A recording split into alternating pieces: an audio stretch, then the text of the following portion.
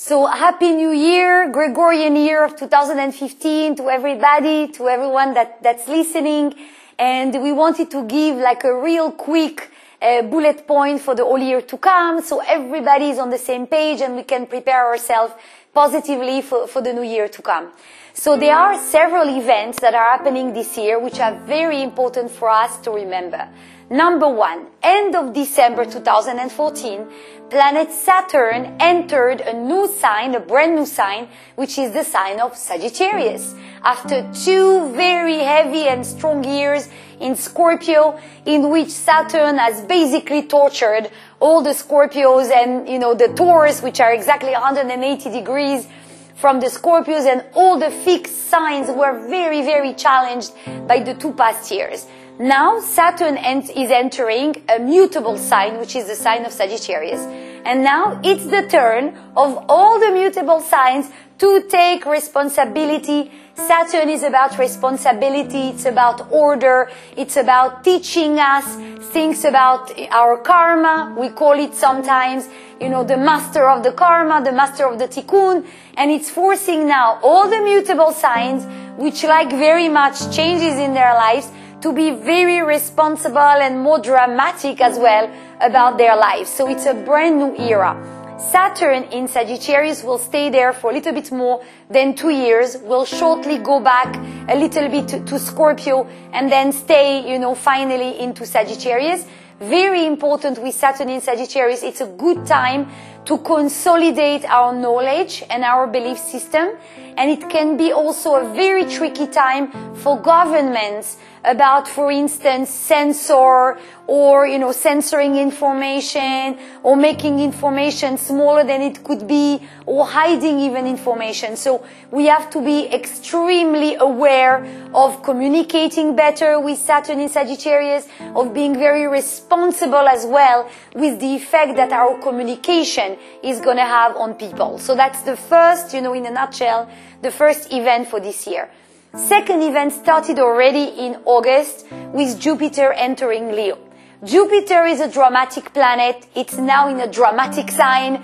2 dramas together. We are in for very many dramas in 2015, which means everything that's going to happen in 2015 is likely to take biblical proportion.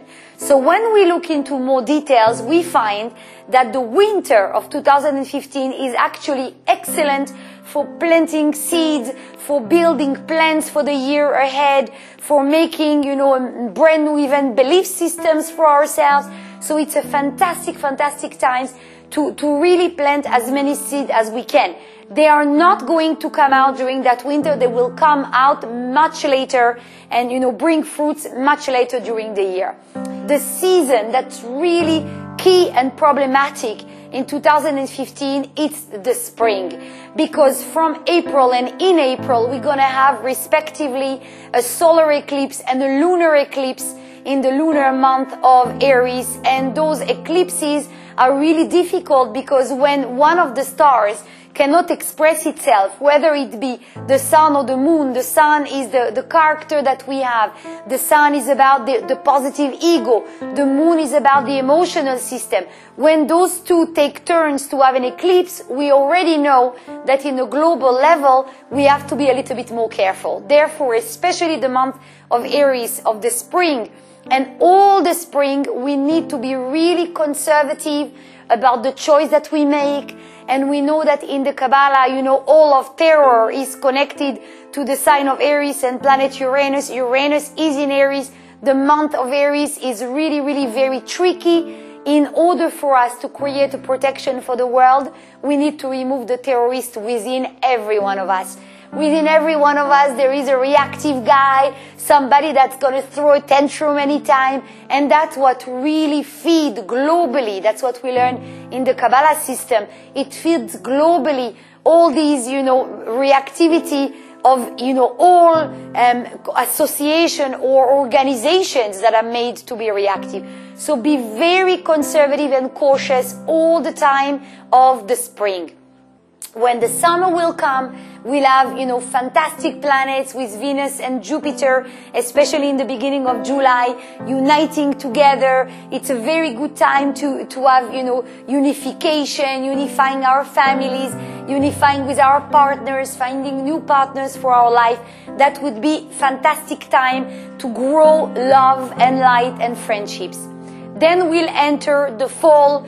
Again, very tricky of 2015, exactly with, Rosh Hashanah, the time of Rosh Hashanah, which is the cosmic new year, which will be really an effect of what happened in Aries. So whatever we can do to prevent, chaos in our lives and in the global picture in the month of Aries and in the spring will have positive effect on the fall of 2015. But again, we're going to have 2 eclipses, so we must be aware it's 2 years in a row that we have a series of eclipses during very key cosmic windows in the Kabbalistic new years, basically.